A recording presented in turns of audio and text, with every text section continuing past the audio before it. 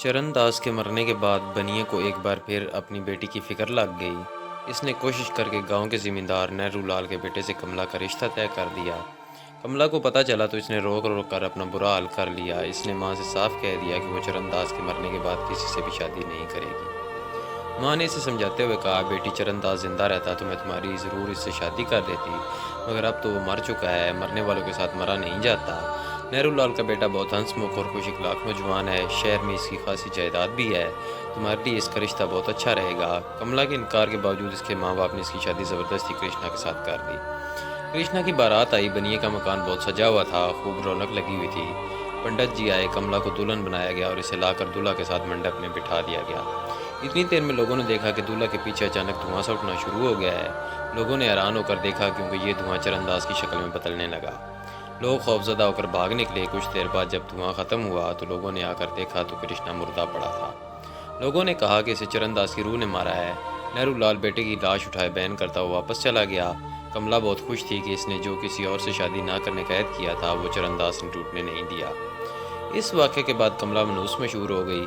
इसकी खूबसूरती देखकर पहले तो गांव का हर नौजवान इससे शादी के ख्वाब देखा करता था, मगर इस वाक़े के बाद लोग इसको देखकर अपना रास्ता बदल लेते थे। कोई इसका नाम लेना भी पसंद ना करता था, यहाँ तक कि इसका बाप भी इससे खौफज़दा रहने लगा था।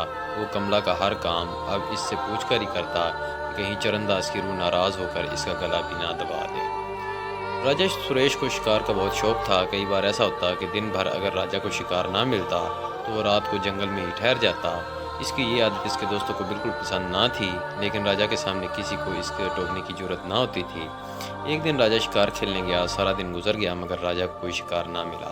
वो थक कर एक टीले पर बैठ गया और अपने दोस्तों से कहने लगा, पहले इस जंगल में बहुत जानवर हुआ करते थे, लेकिन अब तो कोई नज़र ही नहीं आता। हमारा ख्याल है कि लोगों ने बहुत ज़्यादा शिकार खेलना शुरू कर दिया है, जिसकी वजह से जानवरों की तादाद बहुत कम हो गई है। एक शिकारी बोला, महाराज, मैंने सुना है कि इस जंगल में भूत रहते हैं और यही वजह है कि जानवर इन भूतों के खौफ से इस जंगल से कहीं और चले गए हैं। राजा शिकारी की बात सुनकर हंस पड़ा और बोला, हमने तो यहाँ कभी कोई भूत नहीं देखा। इसी वक्त एक खौफनाक कहका सुनाई दिया, जिसे सुनते ही राजा और सारे शिकारी एकदम खौफजदा हो गए। वो सब हैरानी से इस जानब देख रहे थे जिस तरफ से कहके की आवाज़ सुनाई दी थी। कुछ देर बाद राजा ने सोचते हुए कहा, यह ज़रूर किसी इंसान की आवाज़ थी, किसी जिन या भूत की नहीं। राजा की इस बात का किसी ने कोई जवाब ना दिया। अचानक फिर वही कहका सुनाई दिया। अब के बार इस आवाज़ को सुनते ही वज़ीरज़ादा महेश चंद अपनी जगह से उठा और आंखें फाड़ फाड़ कर चांद की फैली हुई चांदनी में इधर उधर देखने लगा।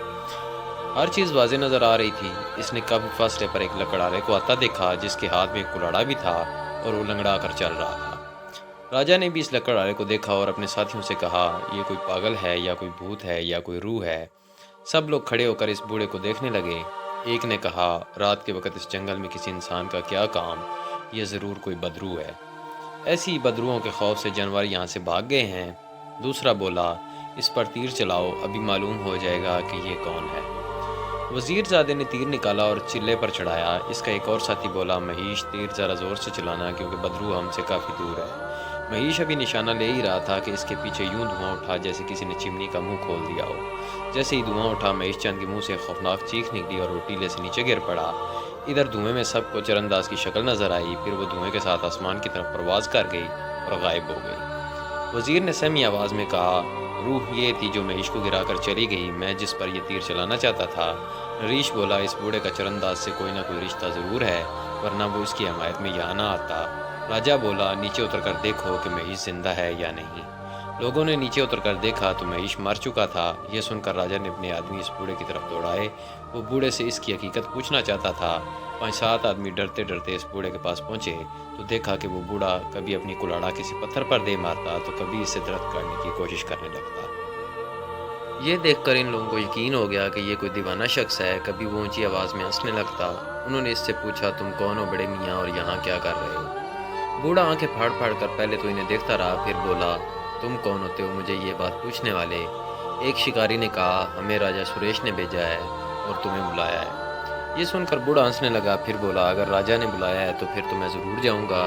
शिकारी से लेकर राजा के पास चले आए। राजा ने पूछा, क्यों मियाँ, आप इस रात को यहाँ क्या कर रहे थे। बूढ़ा बोला, यही जंगल तो मेरा ठिकाना है, मैं यहीं रहता हूँ। राजा बोला, तुम्हारा कोई घर भी तो होगा। बूढ़ा बोला, हाँ, कभी मेरा घर था मगर तुमने वो मुझसे छीन लिया।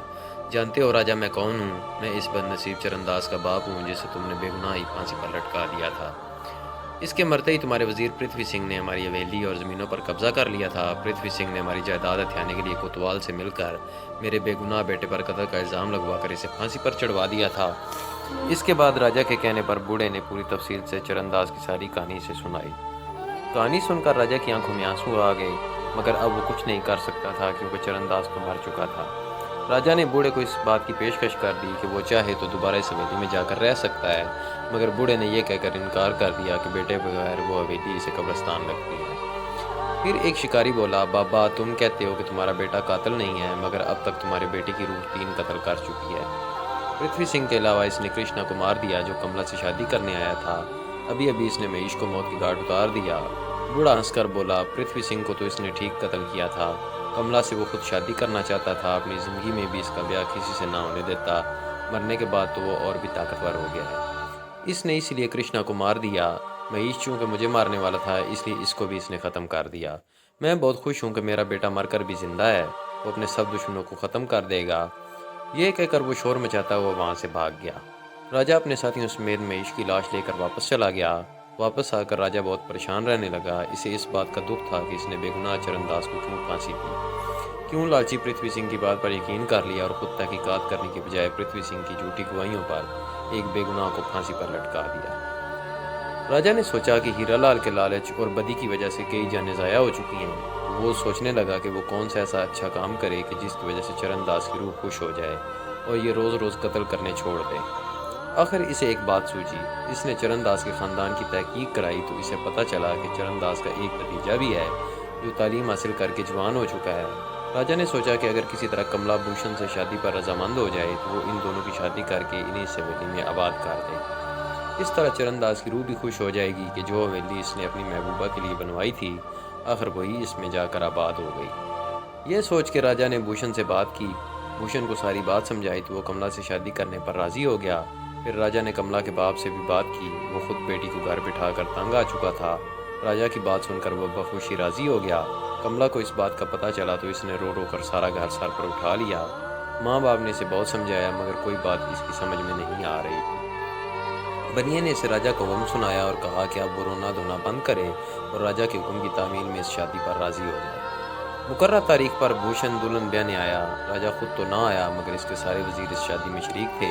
शाम का वक्त था। सूरज गुरूब होने में थोड़ा सा वक्त बाकी था कि बारात आ गई। लोग दूल्हा के इस्तकबाल के लिए आगे बढ़े। दूल्हा ने घोड़े से उतरने के लिए दायां पाँव रकाब से बाहर ही निकाला था कि स्या रंग का धुआं उठने लगा। दूल्हा की चीख निकल गई और धुएं ने चरणदास की शक्ल इख्तियार कर ली।